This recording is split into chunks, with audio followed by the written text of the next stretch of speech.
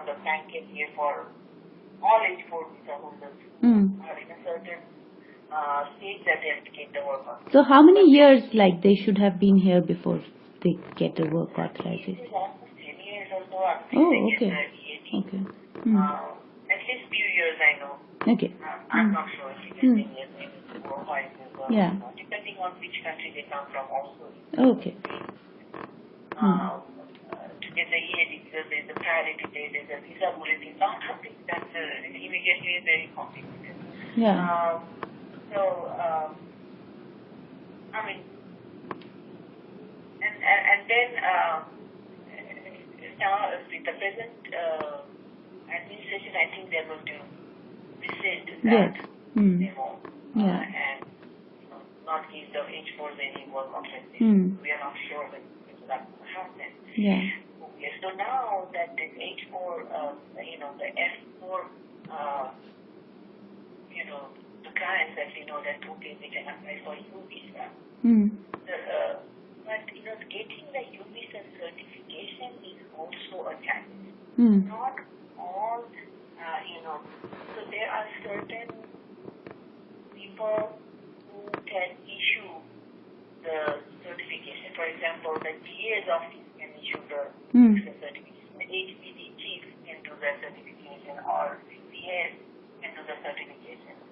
But there are, to get this U visa certification is very challenging, time consuming, and there is no guarantee that you're going to get the U visa certification. The U visa certification is very essential to get the U visa. For example, the reason for getting the U visa is that first of all you are cooperating with the law enforcement, right? For example, the client who after 9 or 10 months had ultimately told the police to report and to make the report, and then the husband was arrested and he was put behind the car and he was in the jail for a year. But she was cooperating with the police, and that is the reason she got the U visa. She got, we could apply for the U visa because we showed that she was cooperating. We got the police report and all of that, and behind the bar, all of that. But also it was challenging to get a U visa certification for her, right? So it took long time for them to get it. And by the time she gets the U visa certification, now you have to wait for the work authorization, right? When the U visa started, I remember in 2008, when it was very young, the U visa just started. You would get the U visa within a year. Now you have to wait like almost 3 years to get the U visa work authorization. So it's 3 years waiting now? Yes, it's almost 2 to 3 years now, and then to get the work authorization and the green card. After that, you have to wait another 4 years to after U visa approved. Then after that, you have to wait another few years to get the green card, right? It is a very long process, almost 7 years to get the green card. And then after that, you have to wait another 4 years, 5 months to apply for your citizenship. But in the interim, you cannot even leave the country, right? After something, you get the green card. It's a very painful and difficult process because if you have your parents in back in country who are sick or who die, you will not be able to even do that. On U visa, they're not allowed to travel? They cannot go and come back? No. So you cannot go on payroll or something like when you get at H4 or H1 you can go. But visa doesn't. The whole thing of U visa is protecting you. And so then you have to get permission. I remember only one client who left the country and went to India because she had to go for some emergency, and then she saw the abuser in India. And for that reason, she got an entry back. So I mean, it's very difficult to get. So how did she prove that she had to prove that she saw the abuser in India? Or? Yeah, she had to prove that she saw the abuser in India when she went to the temple. And then she was the parole and she could come. Mm. So, there are cases, it's very complicated. It's very challenging for clients.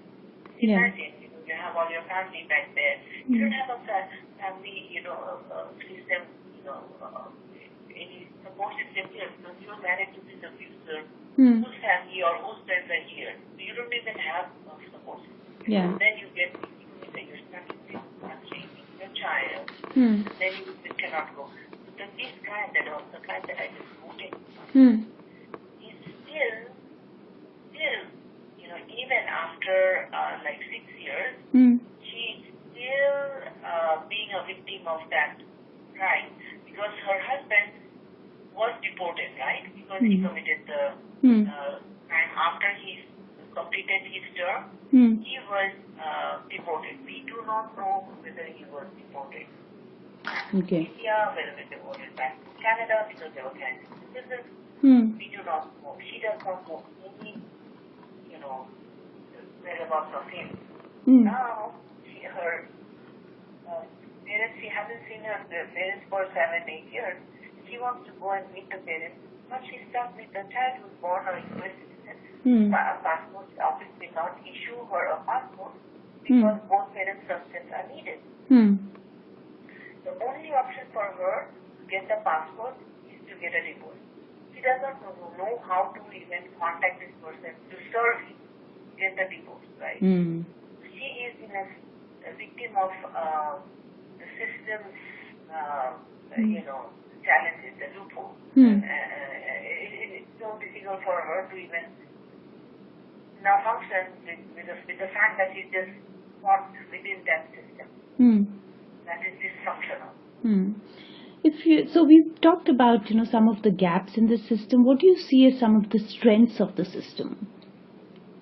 The strengths are having all these laws, right? I mean, they're helping under the Violence Against Women Act or under the youth visa, to give clients the option to even stay here. So then the system, but then even if approves this, the law system is so cumbersome, so challenging that it becomes,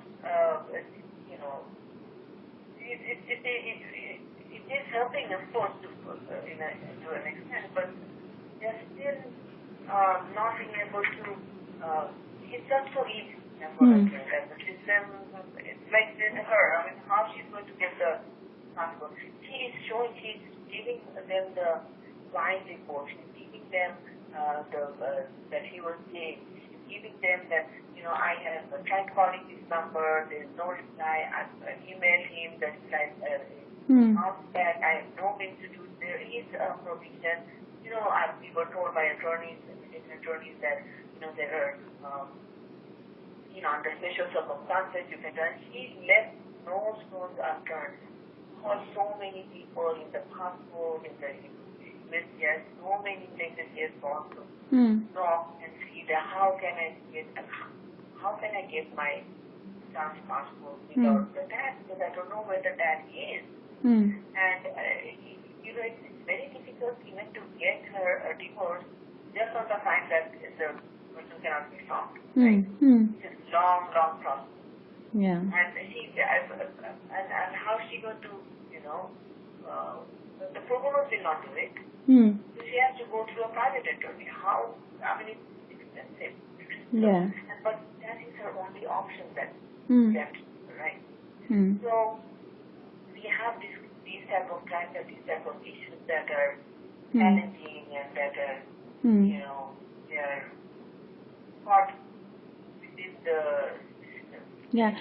Now, if we were to go back to the Violence Against Women Act, which caters to the indigenous population, the white women here, the African black, population here, the Native Americans, how does VAWA? What are some of the variations in VAWA as it affects the Asian Indian clients or South Asian clients versus how it affects these other indigenous populations? Do you see any variations, or it is similar, different? I cannot comment on this because we don't work with other populations that